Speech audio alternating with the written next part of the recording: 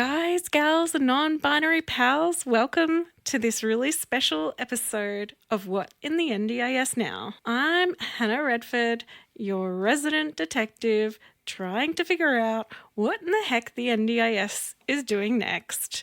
And with me today is our amazing producer for the first time on mic. It's the amazing Ellie. Welcome, Ellie. Hi, Hannah. Hi, everyone. Ellie is also my wife, so it's a bit exciting to have her on the mic today.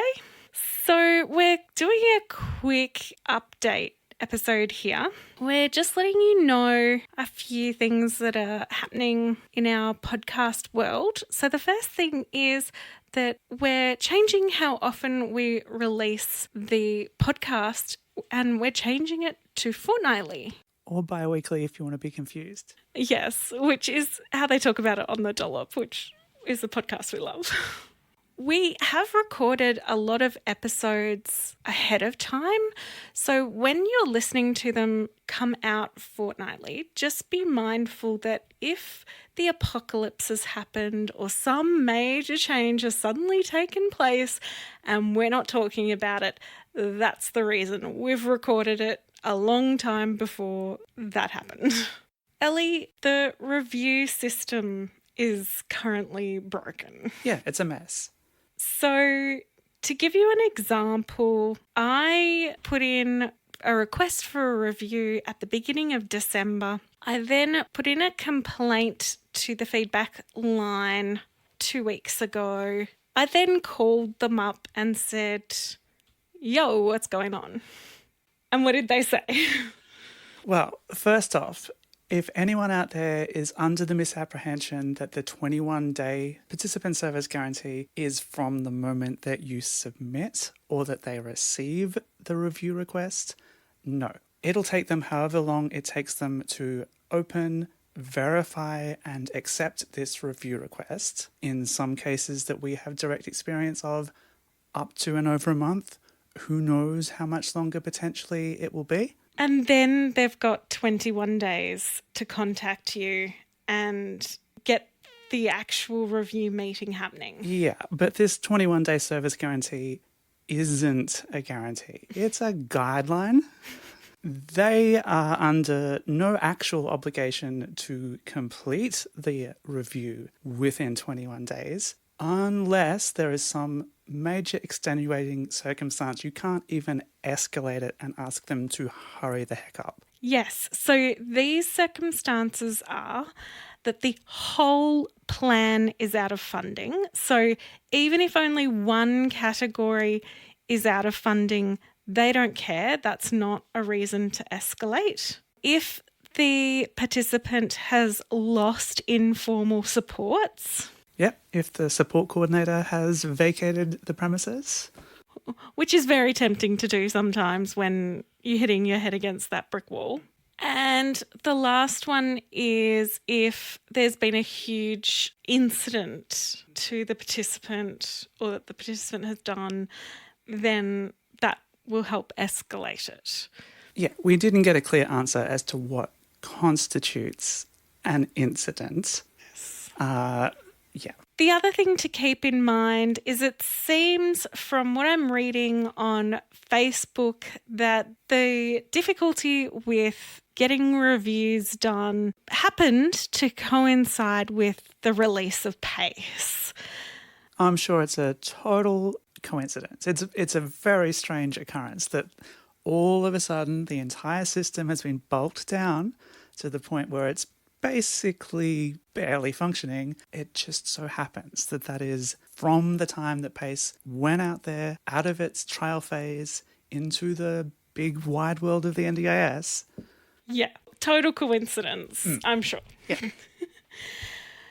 The next issue is that non-registered support coordinators are supposed to have access to PACE so that we can accept referrals for service. I requested this and sent in all of my details a very long time ago, and I still do not have access. So that is pretty disappointing on behalf of the NDIA because it shows again that the system just isn't working. And as I'm sure plenty of people have experienced something similar, the instructions initially told you to call the call centre.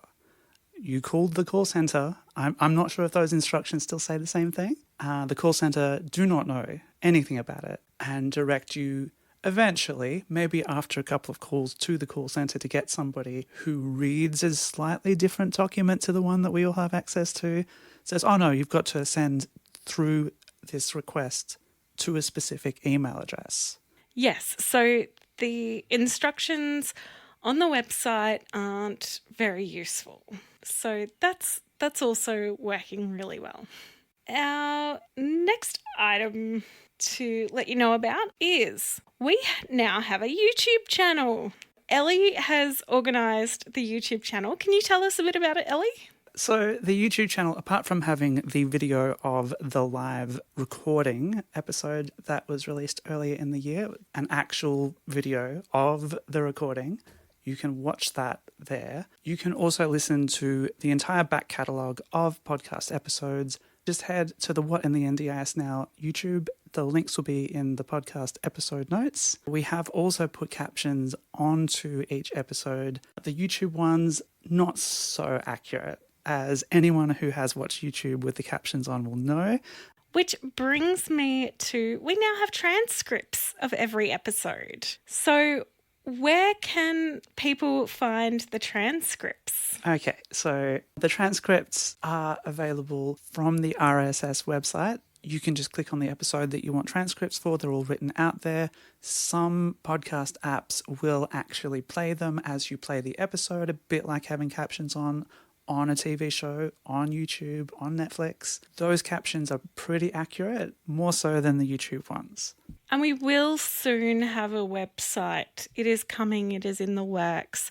So look out for that. Now, in the meantime, if you are missing us because we are going to only every second week, we have a massive back catalogue that you can always listen to if you haven't listened to everything so far. We have done 33 episodes. Some highlights are the live show that we did where we answered lots of questions. Some other really great ones to listen to, I recommend you listen to episode 28 with Amy Husband.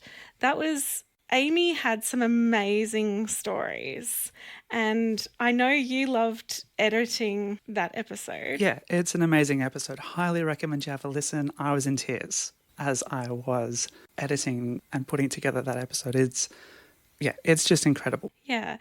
And if you want a deep dive into SDA, we had Lauren Avanyi on episode 25. She did an amazing job trying to explain in an audio platform what the heck SDA is. So I definitely recommend that one. And equally on a similar level is episode 21 with Amy Dillon, where she describes what a psychosocial recovery coach does, which is very different to a support coordinator. And I think she did an amazing job of explaining the differences and exactly what she does.